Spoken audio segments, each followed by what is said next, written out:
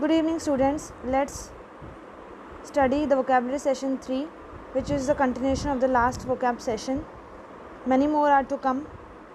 So, let's start with the first word, which is stipulation, and it is a noun and it can be pronounced as stipulation. Stipulation. The meaning of stipulation is a condition या फिर demand. The synonyms are clause, prerequisite or obligation. Antonyms are implication, request, wish and disagreement. या फिर कोई ऐसी चीज़ जिसे हम नहीं माने. हिंदी मीनिंग है इसका शर्त, शर्तों पे काम करना, कंडीशंस पे काम करना. Let's understand stipulation with an example. The only stipulation is that the topic you choose must be related to your studies. एक शर्त है कि जो भी तुम टॉपिक चूज़ करो वो तुम्हारी पढ़ाई के बारे में ही होना चाहिए. जो भी टॉपिक तुम यूज़ करो, तुम जो पढ़ाते हो वो उसके बारे में ही होना चाहिए. The next word is deleterious. It is an adjective and it can be pronounced as deleterious. Deleterious. The meaning of deleterious is harmful और injurious. कोई ऐसी चीज़ जो हमें नुकसान पहुँचाए.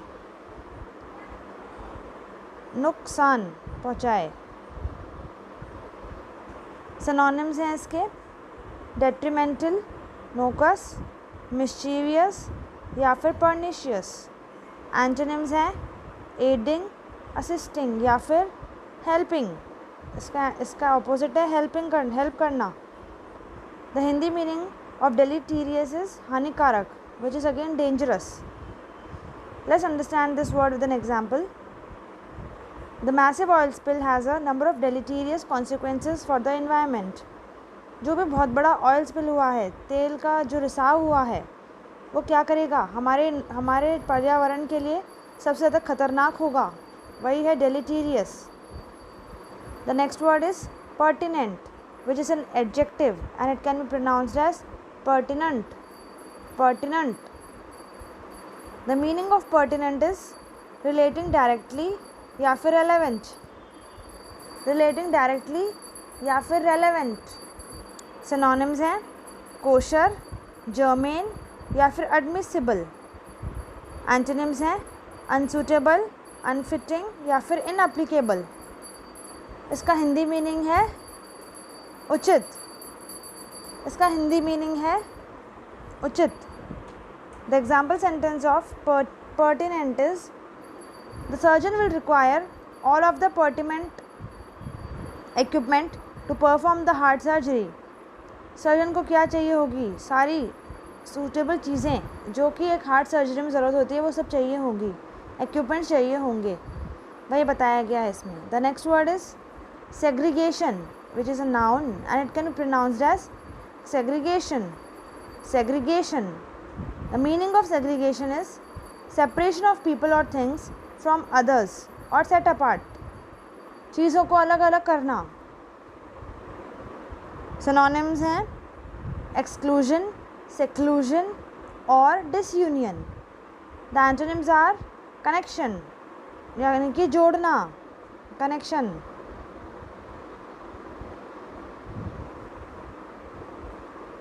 हिंदी मीनिंग है इसका अलगाव या फिर वियोग. The example sentence is in certain countries religious segregation is the norm. कई कंट्रीज़ में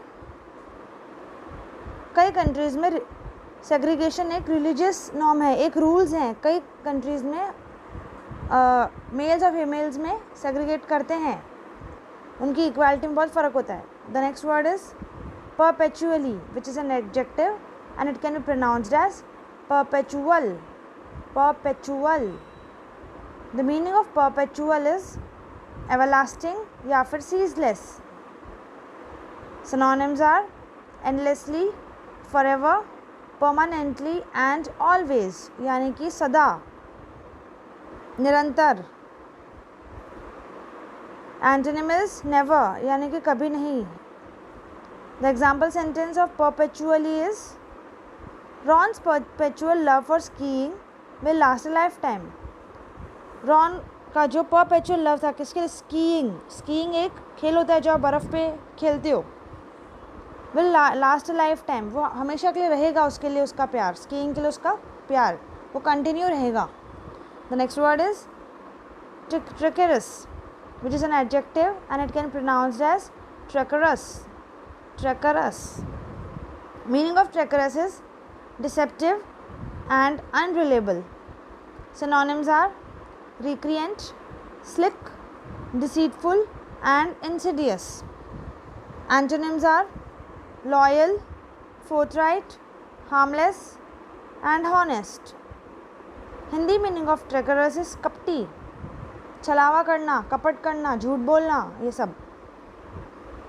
The example sentence of treacherous is, since I have a fear of heights, all roller coasters appear treacherous to me. जैसे कि मुझे height का डर है, ऊंचाई से डर लगता है, तो सारे रोलर कोस्टर मुझे डेंजरस लगते हैं, डरावने लगते हैं।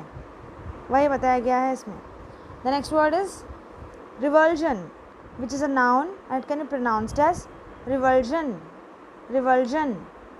The meaning of revulsion is distaste या फिर dislike, मतलब नापसंद।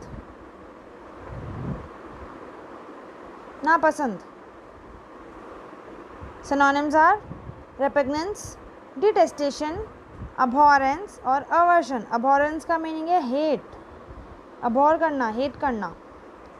Antonyms are like or love, which is the opposite. Hindi meaning है घृणा यानी कि hate. Example sentence of revulsion is, Teresa's revulsion to city life triggered her decision to move to the country. Teresa को क्या पसंद नहीं आती थी? सिटी लाइफ पसंद नहीं आती थी, वो उसे हेट करती थी सिटी लाइफ को, क्योंकि सिटीज़ में लाइफ बहुत बिजी होती है, आप बहुत पोल्यूशन होता है, आपको सुकून नहीं मिलता। तो वो क्या उसने क्या किया, वो कंट्री साइड में चली गई। The next word is ebbed, which is a noun and it can be pronounced as ebb. The meaning of ebb is decline or decay, flowing backward or away. Synonyms are deteriorate, languish, relent and retrocede. Antonyms are ascend, prolong, forge और flourish. इसका Hindi meaning है उतार, यानी कि उतार चढ़ाव, वही उतार चढ़ाव वाला word. Example sentences, he could feel his strength Ebbing, वो समझ सकता था कि उसकी जो ताकत है वो धीरे धीरे उतर रही थी, यानी कि ख़त्म हो रही थी, डिक्लाइन हो रही थी। The next word is verdant, which is an adjective and it can be pronounced as verdant. The meaning of verdant is inexperienced or unsophisticated. Synonyms are flourishing, lush और verdurous. Antonyms are dying, यानी कि मर जाना। इसका Hindi meaning है हरा भरा, ये हरियाली से जुड़ा हुआ एक वर्ड है। The example sentence is, there is a verdant lawn in front of the dormitory. Dormitory के सामने एक बहुत ही हरा भरा लॉन है। The next word and the last word is hues, which is a noun and it can be pronounced as hue or you. The meaning of hue is a gradation, tint या फिर complexion. Synonyms are chroma, tinge, expect या फिर value. इसका antonym है white. ह्यू का meaning है रंग, रंग बिरंगा। एंटोनिम इसका ऑपोजिट, यानी कि सफ़ेद जिसमें कोई रंग ना हो। The example sentence of hue is, placing the cloth over the lamp produce a blue hue in our bedroom. जब हमने लैम्प पे एक कपड़ा रख दिया तो हमारे रूम में ब्लू कलर की लाइट दिखी, यानी कि ब्लू कलर दिखा। So these were the vocab. Many new words were there, many old words are also there. The next two sessions will also be vocab, and then after that it will be the general topics. So let's end this session with a motivational quote. There is no substitute for hard work. यानी कि hard work एक ऐसी चीज़ है जिसका कोई substitute नहीं है, जिसका कोई मुकाबला नहीं कर सकता। आपको हर चीज़ के लिए हार्ड वर्क करना ही पड़ेगा। There is no other choice.